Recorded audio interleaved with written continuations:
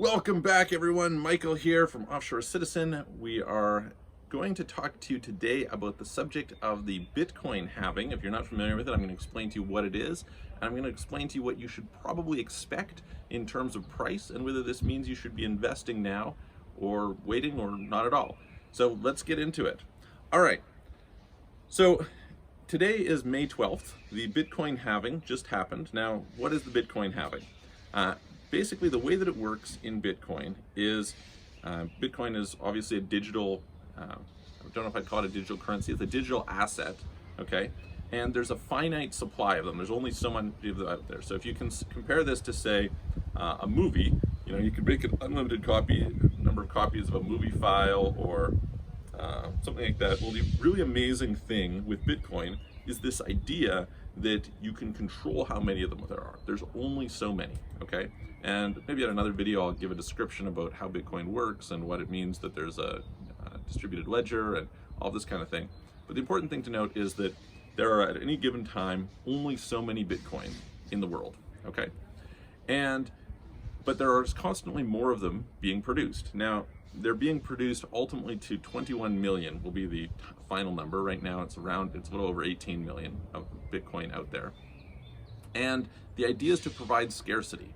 The idea behind the founder of Bitcoin, Satoshi Nakamoto, however you pronounce his name, anyway, Satoshi, was the idea that this scarcity would provide value, that if you have something digital that you can have a bajillion of them, then that's going to mean that, you know, the value is going to go to zero, right?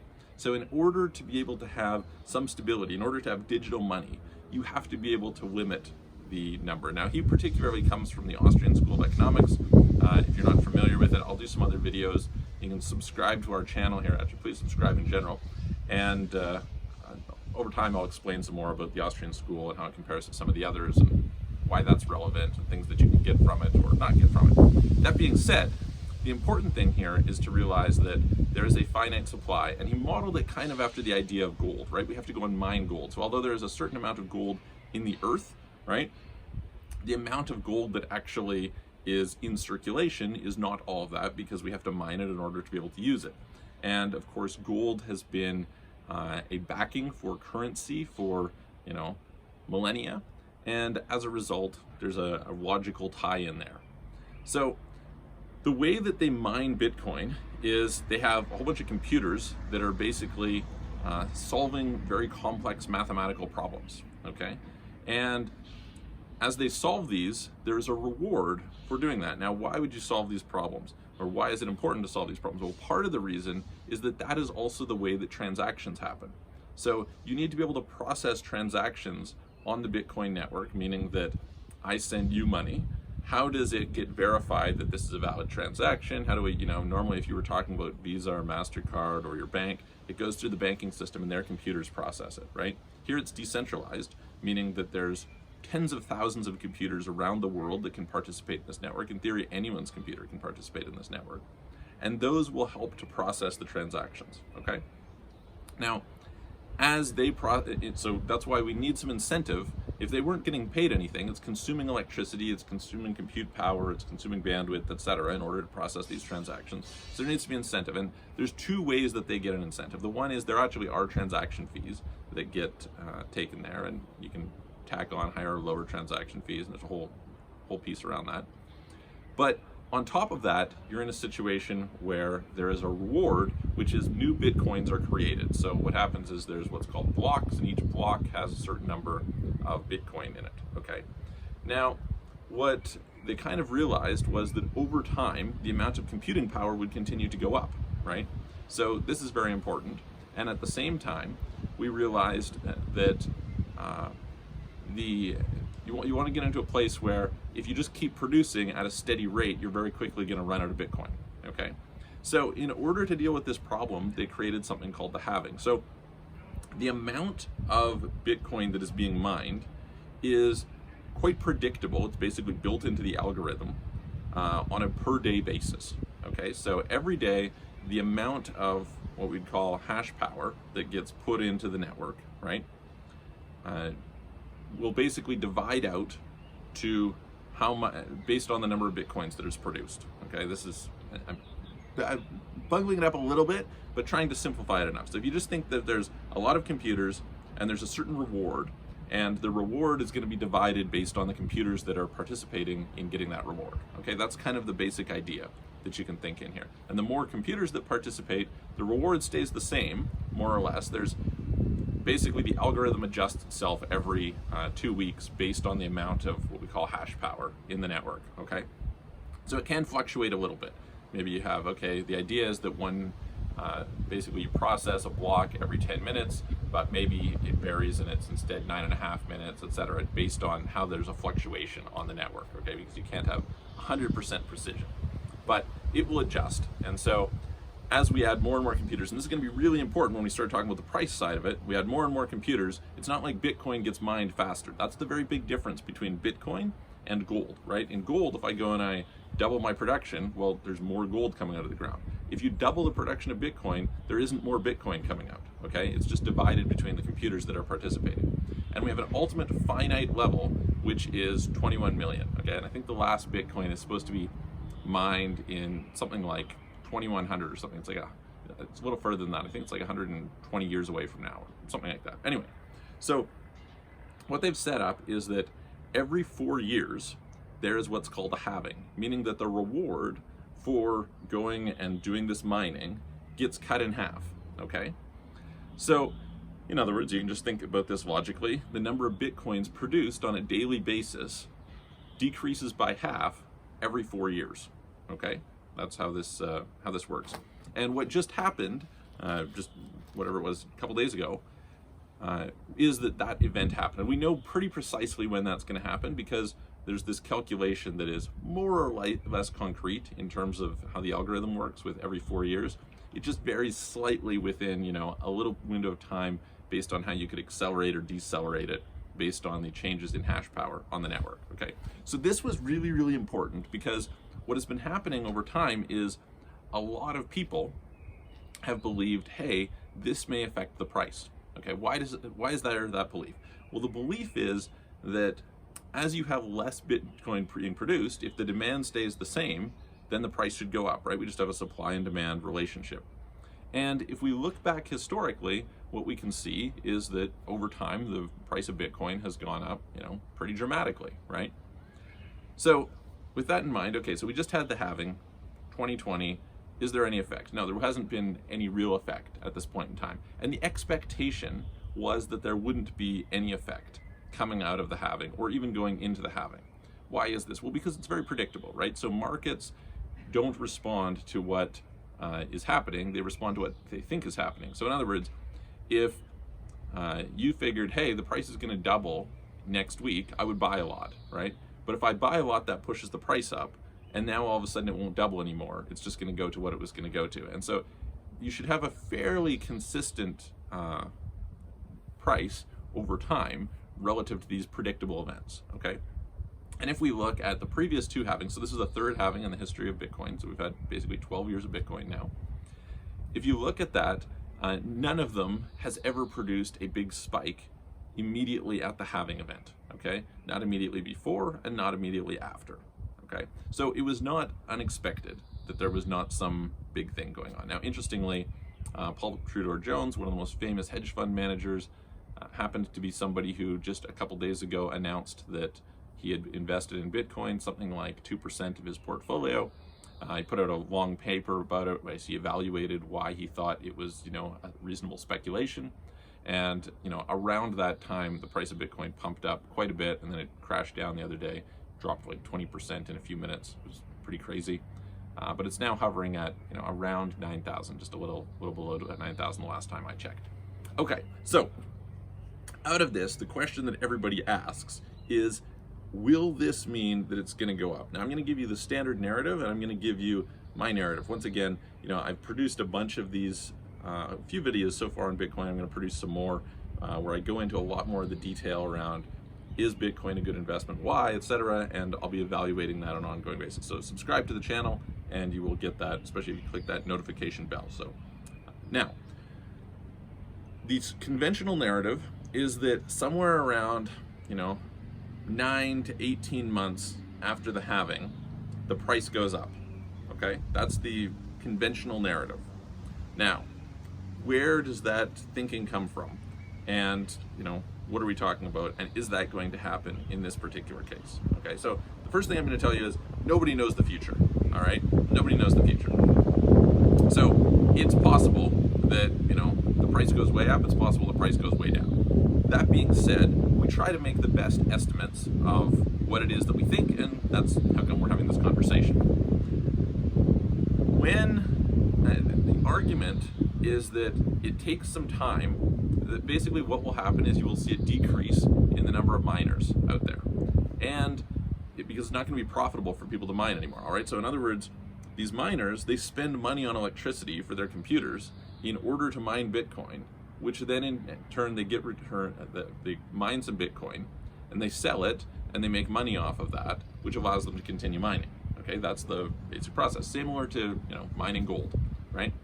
Well, if they were making money, let's say that the profitability point for Bitcoin was $4,000. Again, it's going to depend on your price of electricity. It's going to depend on the computer hardware you have, etc. But let's say, just for example, that it was $4,000.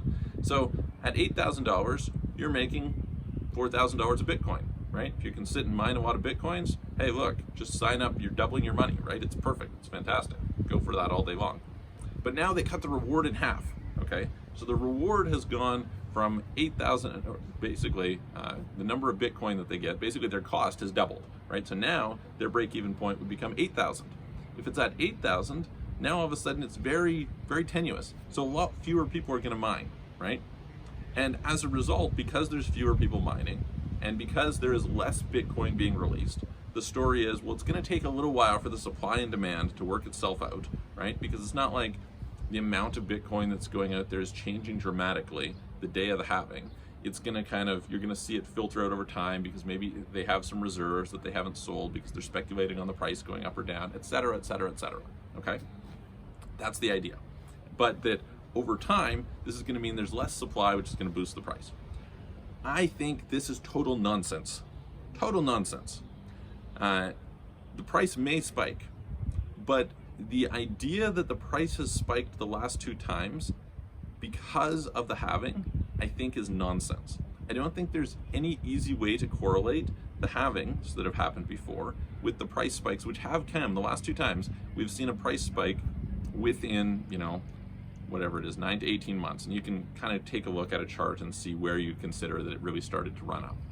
In reality, if you go back to the last one, it had kind of started to go up before the last halving, right? And then it's really went up dramatically somewhat after the last halving. So really at kind of the start of 2017 is when it really started to pick up, and obviously went from, you know, around $1,000 to $20,000 before crashing down to 6, and then hanging out there and going down to 3, and then back up and so on. Okay, so if we think about it from that standpoint, when I look at it, I just don't see the relationship. I think what people are doing is people are saying, listen, the halving should raise the price. Oh, it doesn't raise the price. So rather than reevaluating their assumption, what they end up saying is they say, oh, look, the price doesn't go up for 12 to 18 months or 9 to 18 months. So no big deal, no big deal. My argument is, first of all, you're evaluating those price spikes based on extremely small data set, which is 2 halvings. There's only been 2 halvings, right? So this is not really a lot of information to establish a pattern. If you consider it from the perspective of just flipping a coin, heads or tails, what are you going to find? If I flip heads twice in a row, does that make it likely that I'm going to flip heads the 3rd time? Really, no, not at all, right? So same sort of idea. My argument is it has close to nothing to do with the price. Close to nothing. You will not see any real major price change due to the halving.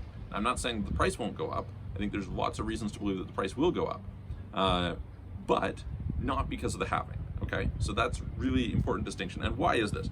Okay, let's just do the math. So in a given day, there are, I believe it is about 1,800 Bitcoin a day that were being produced. Okay, so if you multiply this out over the price of Bitcoin, it's approximately $15 million worth of Bitcoin being mined on a daily basis. Okay, seems like a lot until you start looking at the daily trading volume of Bitcoin, which is well over $1 billion. Okay, So you can go on to like CoinMarketCap or something like that, and you can look at the daily trading volume, and it's very large, right? So if you've got that much volume, then if I reduce this from 15 million to 7.5 million, how much difference does that make? It's not a big difference in the grand scheme of things, right? The trading volume is much, much, much more significant. So if we go back and look, and I've talked about this in some previous videos, the price bumps in Bitcoin are driven almost entirely by demand. Because the supply is relatively consistent, the demand is the number one factor. And the number one factor behind the demand is primarily the number of people who are jumping on board. The number of people who are jumping on board is primarily a function of publicity, okay? So we can go and we can look at various news events that correlated very strongly to what happened in Bitcoin. Not to say that they necessarily are the indicator. Again, we're working with a small sample size, right? So my hypothesis could be mistaken. But when I go back and I look, I say, okay, what happened? Well, the early adoption leading out of previously, kind of the first phase where you saw a rise above $100 was driven by the Silk Road. Okay, so the Silk Road was on the dark web. The dark web created utilization in the black market for Bitcoin. Okay, that pushed up to, I think it was around $200. You can see very clearly that when the dark web was shut down, the price of Bitcoin dropped dramatically, which makes a lot of sense because there's less demand because people can't transact in that network anymore, right? So you have to drop down to, I think it was around $60. From there, it ended up spiking up to $1,200. Why did it do that?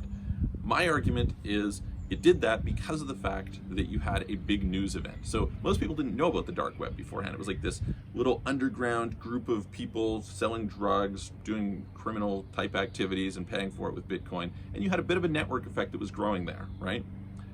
That kind of gets crushed a little bit, but what happens? There's this big news story that, oh, this huge dark web, $2 billion worth of illegal transactions having taken place. And how are they doing this? Oh, they were doing it with this Bitcoin thing. Well, now all of a sudden that sets off this flurry and the price spikes. Now it spikes, then it crashes based on that, speculative bubble that was very, very short-lived, went down to, I think it was around $400, something like that, $200, anyway, in there. And it kind of settled for quite a while. It kind of sat along, okay, it gradually gained a little bit of popularity, etc. Then what changed? Around the start of 2017, the Chinese government started to crack down. Basically, there was a situation where China tries to prevent money flowing out of China, okay? So getting money out of China is a problem. Bitcoin is one method to do that. And they started to crack down on Bitcoin. When they did that, again, it created news stories. It created, the irony of it is that as you try to clamp down on something, it actually expands it to some extent because people are afraid of these restrictions. They don't want to be shackled by it. And if you look in 2017, a lot of the money that poured into ICOs, a lot of the money that poured into Bitcoin, etc., came from China, okay? So you saw these news stories, and then the news cycle just got crazy. And as the news cycle got crazy, the price action got crazy. And as the price action got crazy, the news cycle about the price action got crazy. And hence it went up to 20,000 before peaking and collapsing. So what I'm looking for in terms of the price spiking is some sort of a clamp down somewhere. I think ironically, a clamp down will actually push it out, and or some sort of bizarrely large news cycle. Now, the larger the Bitcoin has become, the less the news cycle matters because the more there's already existing awareness out there, okay? So we're gonna see, but I expect out of the halving, there will be zero impact. Zero impact, not up, not down, because it just doesn't make that much difference in the big picture. What will happen is that you will see a lot of mining decrease, okay? So really what happened before was, there's these people's idea that it's like, oh, hey, the price will go up because the miners have to make money. That's like the rationale that a lot of people will say, oh, the price of mining is double, so the cost of Bitcoin has to double. No, what has to happen is you just need a reduction in the number of miners, and then it rebalances itself and you're fine. So building more mining is good. Follow the profitability of mining, not the other way around. Doing more mining doesn't create more profitability in mining. That's like a total mismatch of the supply-demand relationship. So anyway, that's my assessment of it. I think there's lots of reasons to be holding Bitcoin right now, but not because of the halving. And you can go and check out some of the other videos. If you have some questions, put them in the comments. Tell me, do you think I'm totally out to lunch? Is this nonsense? Do my theories totally not make sense? point me to, you know, whatever resource it is. If you have questions, if you want to talk to us about, you know, citizenships or tax or any of the things that we deal with, you can go and reach out on offshorecitizen.net, offshorecapitalist.com. Please like and share the video. I'm going to see you guys on the next video.